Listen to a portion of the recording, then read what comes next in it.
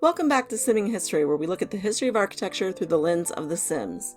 Before we get started today, if you like the video, please take a moment to hit like and subscribe. Today we're looking at a vernacular architecture type from Italy, the Trullo.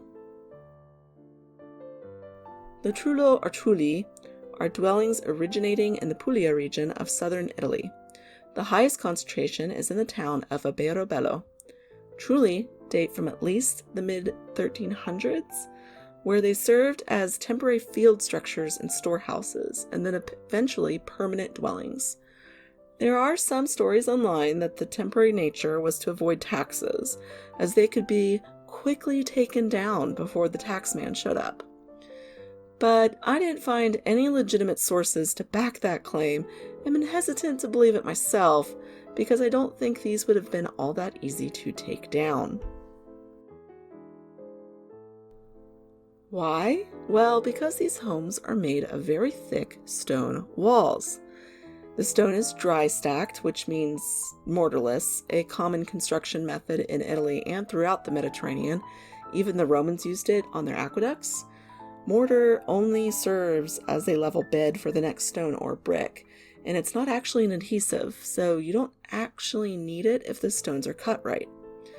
The walls have a rubble core between two stone faces.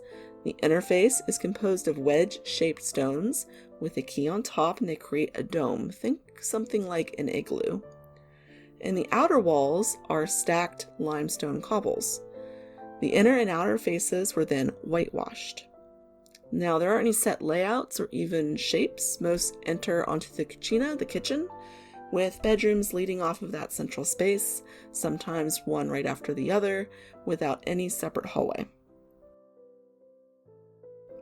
And on top of this house, there are limestone corbelled conical roofs that sit directly on the walls.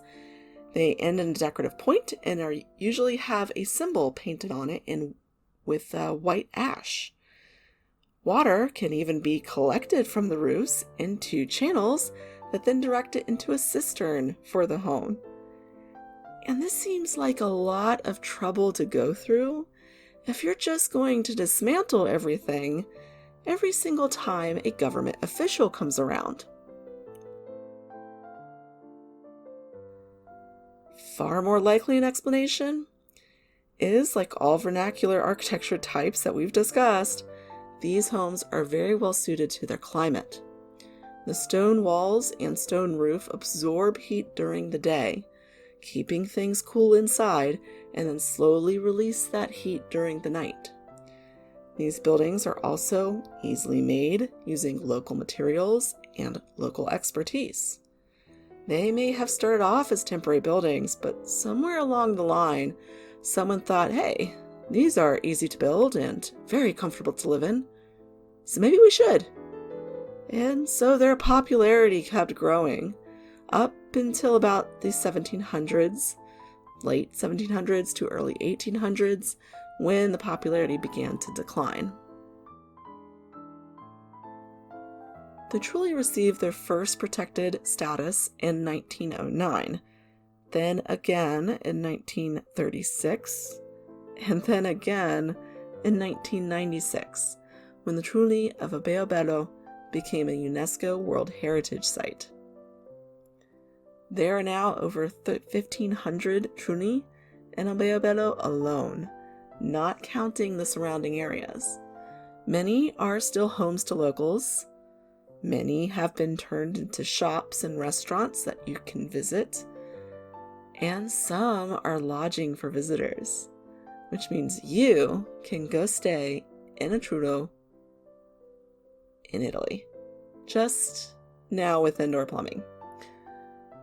Trullo are not going anywhere, and I can actually say that they are not at risk, which I feel like is a rarity. They're even making the news still, which is how I learned about them about 6 months ago.